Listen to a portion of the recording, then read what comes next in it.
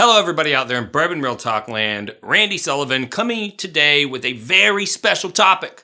We're going to discuss the word smooth in association with whiskey. Is it a term that should be mocked, or is it a useful descriptor?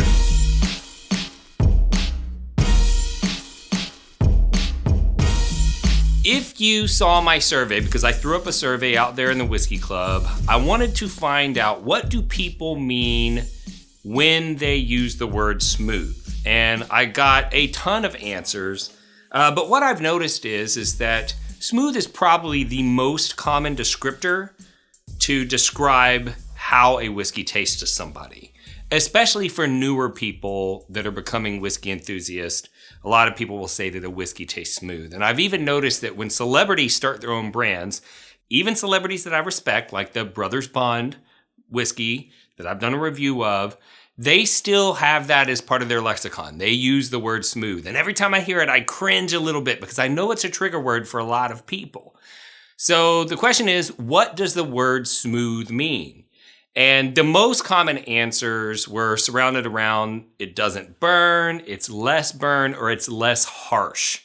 And as I started to read the responses and dig deeper, they were very specific about what it was that they were experiencing, what part of the tasting process that they were experiencing the burn. And some people were saying they think of whiskey smooth when they nose the glass.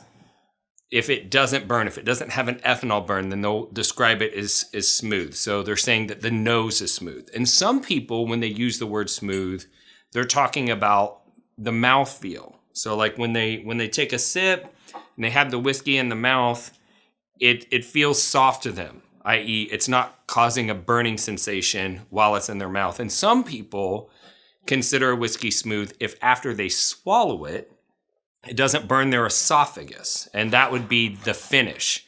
And so you've got the nose, the palate, and the finish. And some people just said it has to do with the aftertaste. If after I swallow the whiskey, if there's no bad aftertaste in my mouth, some people detect a bitterness or something like that. They say, then I will describe the whiskey as smooth. Probably the whiskey that is described with the term smooth more than any other, because it is the second largest whiskey brand in the world, would be Jack Daniel's. This is their black label. Between all of the products that Jack Daniel's makes, they sell over 16 million, almost 17 million cases per year. Only brand larger than that would be Johnnie Walker, which is a blended scotch. And a lot of people, when you ask them, like, why do you like Jack Daniel's? They go, oh, it's really smooth. But really, they're probably just keying in on the fact that Jack Daniel's is only an 80 proof whiskey. And so it's not going to burn as much as other whiskeys that they've tried because it's lower proof. But some of the times, the burn is coming from the whiskey not being well balanced. So a great example of a whiskey that could easily be described as smooth would be George T Stagg.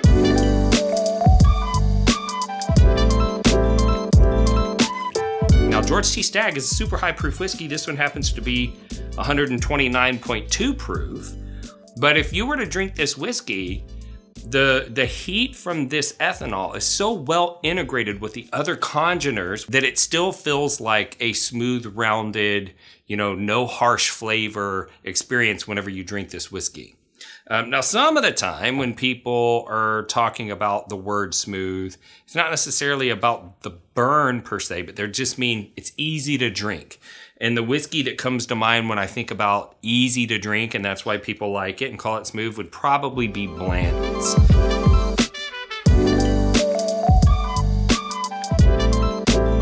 So if you are into whiskey, you probably have heard about all the hype surrounded around Blanton's. And if you're in whiskey enthusiast communities, especially the national sites, you've probably heard people say Blanton's is garbage, it should be poured down the drain and all that stuff. Nothing could be further from the truth.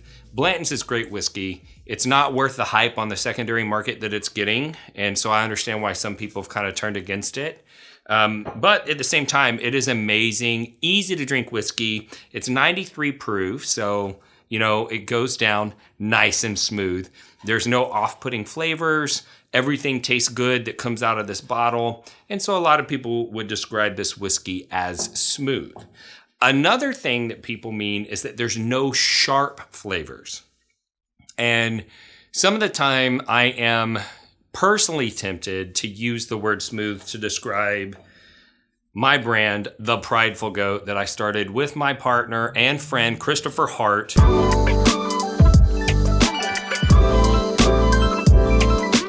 I wanted to describe as smooth whenever I was doing the review on it, but I resisted. And what I ended up saying is that the flavors were like an even bell curve.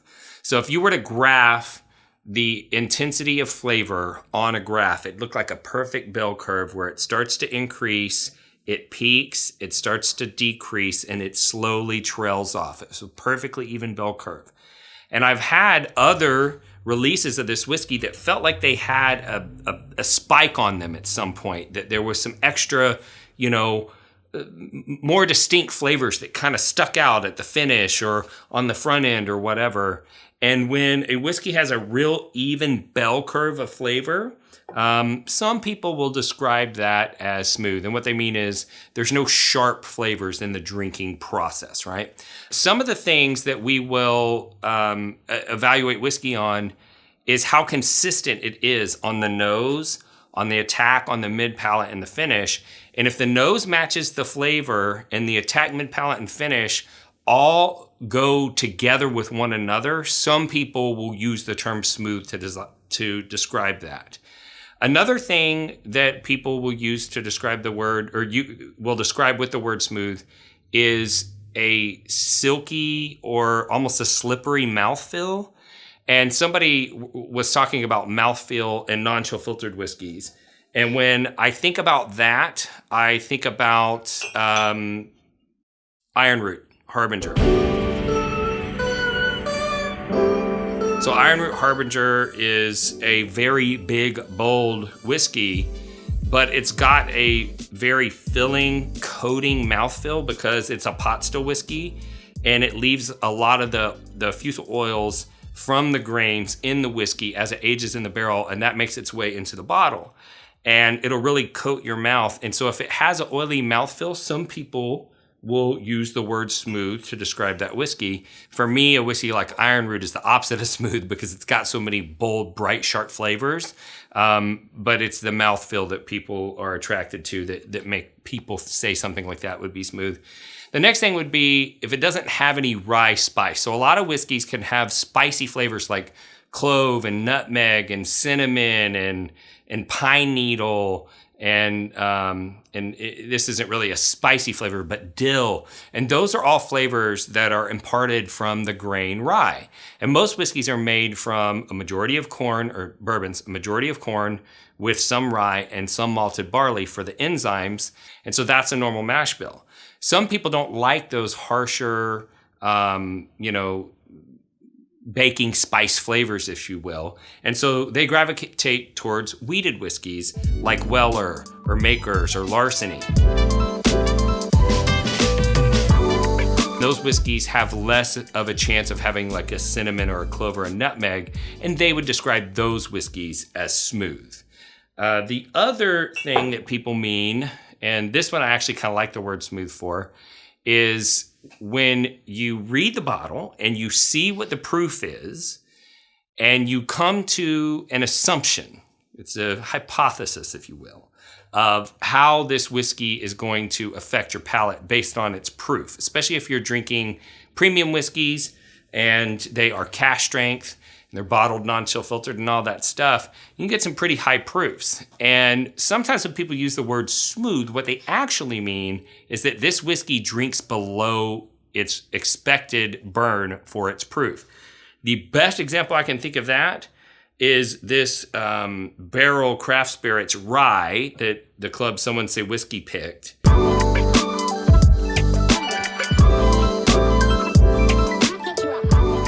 So any whiskey, if it gets bottled above 140 proof, hazmat law says that it cannot be placed on an airplane because it is so flammable. And so these whiskeys have to be shipped to their destination. You can't fly with them.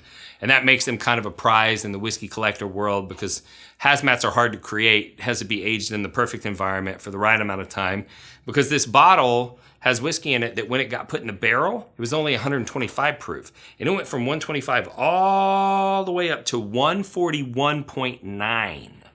So at 141.9, this should taste exactly like jet fuel. And it doesn't.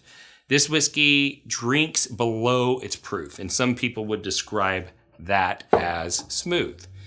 So if people are using these terms to mean these different things, why is it such a controversial term? And that's the exact reason, is because it means everything and nothing all at the same time. Hey there, Bourbon Real Talk listeners and watchers. Randy Sullivan here. Wanted to take a quick break to tell you how you can support the channel. We've had a lot of people that have come into the Bourbon Real Talk family lately, and we're grateful for every one of you. But unlike a lot of other channels, we don't have a Patreon, and I don't allow anyone to sponsor the show. So what I do have, though, is some merchandise. We have Bourbon Real Talk hats. We've got Bourbon Real Talk t-shirts. Very soft, high quality. We also have Whiskey Wife t-shirts for the long-suffering significant others in our lives. We have full-size Glens for when you need an official whiskey tasting experience. We have wee Glens for when, you want to drink a little bit less, maybe try a few extra samples. We have insulated tumblers for when you want to drink incognito. We have full-size Glen lanyards for when you need hands-free access at a bottle share. We've got candles, including charcoal and tonka, leather, and Cuban cigar. We have 1 and 2 ounce whiskey sample storage boxes. And of course, we have the American Whiskey Aroma Kit for when you want to step your whiskey game up and be able to break a whiskey down to its components. If you saw any of this stuff, you want to support the channel, you can head on over to bourbonrealtalk.com/shop and pick something up. But if you just want to hang out here and learn, I'm totally happy with that as well. Just happy to have you as a listener. Another reason why it's controversial is because it could mean that the whiskey's not very complex. Sometimes when people use the word smooth, they just mean that it's kind of a boring meh whiskey, and some people take offense to that if they're describing a whiskey that they happen to like. And so for that reason, it can be a little bit controversial. It's also overused. People use the word smooth when they can't think of anything else to say. And it's sometimes used in a false way to convey superiority, right? And you'll see somebody, they're in some sort of a social environment, and they'll try to make a statement about the quality of the whiskey, and they'll be like, yeah, you should get some of this. This whiskey's really smooth. Mm-hmm. And when they say that, it comes across to the other people that they're somehow superior to them in the world of whiskey. That's also part of the reason why whiskey snobs freak out whenever you use the word smooth. If you want to have fun and troll people, if you happen to be a troll, go join one of the national Facebook groups for whiskey and then get on there and do a review and say how smooth a whiskey is. Everyone will lose their minds. And it's partially because whiskey snobs don't like the idea that you're trying to say that you're superior to them in your ability to evaluate whiskey, and all that you can come up with is this generic term that means everything and nothing at all at the same time. So the question is, should you use the term? And I would say probably you shouldn't, okay? And it's not because there's anything wrong with the term, but if you want your opinion to be valued among other whiskey lovers and you want to be taken seriously, I would probably find another way to describe your whiskey than the word smooth.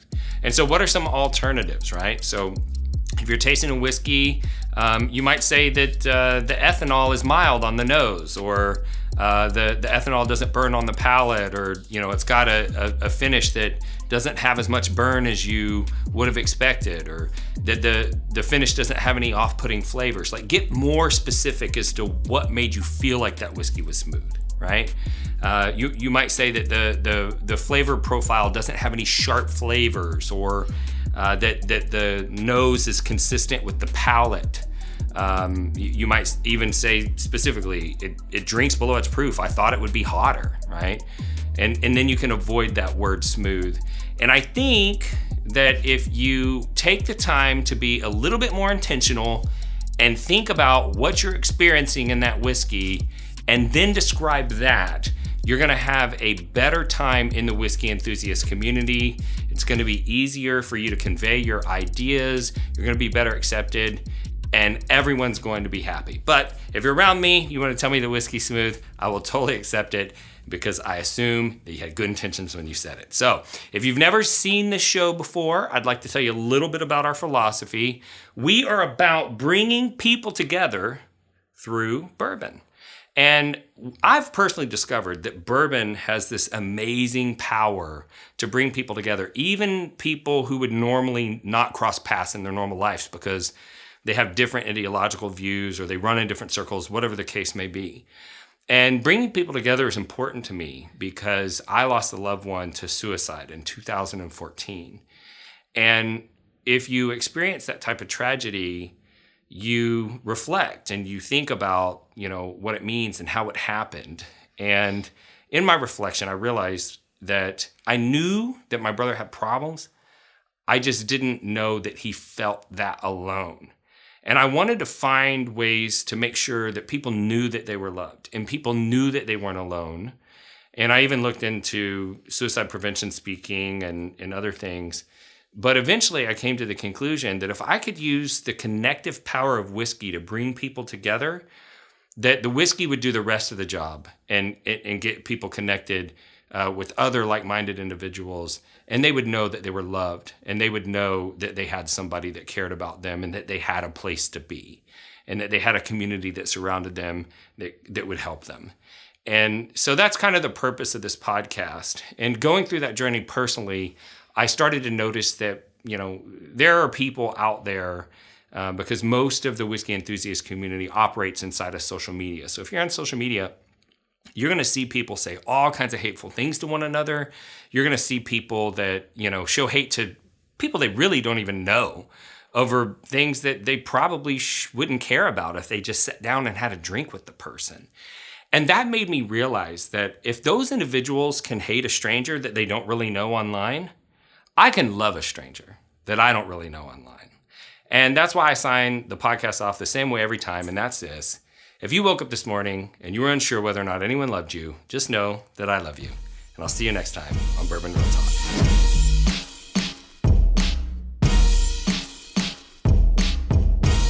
Go, baby, go.